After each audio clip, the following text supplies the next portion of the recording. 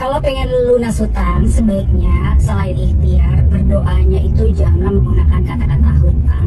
Contoh misalnya, kebanyakan kan pasti kalau orang pengen lunas hutang, dia akan berdoanya, ya Allah atau ya Tuhan, lunaskanlah hutang-hutangku, atau ya Allah, ya Tuhan, jadikanlah aku segera melunasi hutang-hutangku, atau berikanlah rizki supaya aku bisa segera lunas hutang. Perhatikan, fokusnya adalah kepada kata-kata hutang.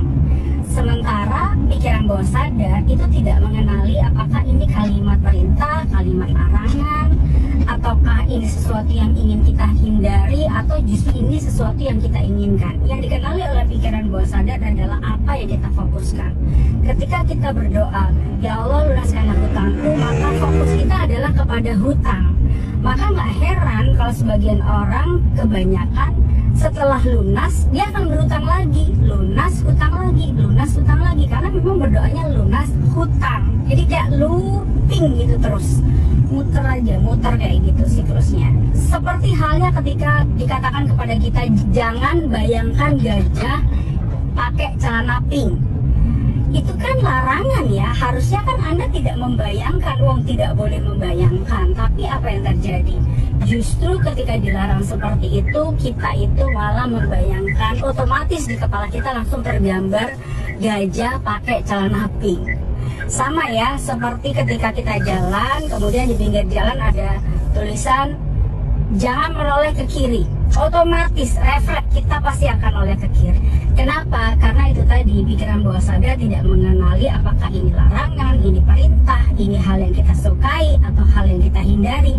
Tapi pikiran bawah sadar mengenalinya itu adalah sebagai hal yang kita fokuskan. Sedangkan 88% keputusan kita itu ditentukan oleh pikiran bawah sadar, bukan pikiran sadar. Pikiran sadar itu hanya menempati 12%-an, seperti itu. Jadi kebayang ya, kalau doanya salah, itu ternyata juga bisa membuat hidup kita itu juga jadi salah. Memang betul sih hutangnya lunas, tapi sifatnya sementara, looping aja terus, habis lunas, hutang lagi, lunas, hutang lagi. Nah yuk teman-teman, sekarang kita sama-sama belajar kira-kira doa yang benar itu yang seperti apa sih, supaya kita tuh tidak looping, habis lunas utang lagi, lunas utang lagi. Gimana caranya supaya kita itu bisa lunas hutang selama-lamanya? Doa, pilihan diksi atau kata-kata apa yang tepat ketika kita berdoa yang membuat kita tuh akhirnya bisa lunas hutang selama-lamanya. Kata kuncinya, jangan gunakan kata hutang. Fokusnya itu jangan di hutangnya teman-teman. Kalau Anda pikirin hutang, maka bisa jadi dilunasin sih, tapi pasti harus ada hutang baru. Begitu terus. Sebelum lunas pasti harus ada hutang. Fokus Anda di hutang, jadi nggak usah dipikirin hutangnya. So gimana dong berdoa yang benar? Berdoa yang benar adalah fokus langsung minta ke uangnya. Berapa jumlah utang Anda, langsung sebutkan. Minta 2 miliar, 1 miliar, 10 miliar, berapa ratus ribu, berapa ratus juta. Sebutin aja to the point. Karena apapun yang Anda doakan itu sebenarnya adalah yang Anda pikirkan.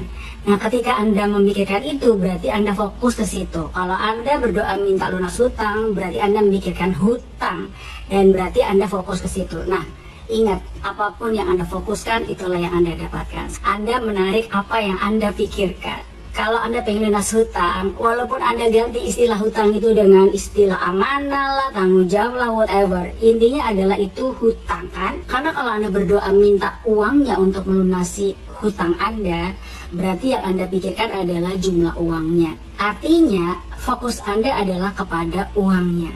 Dan kalau uangnya ada, otomatis hutang Anda akan lunas, dan insya Allah tidak akan terjadi looping, hutang lagi, hutang lagi, hutang lagi, hutang lagi.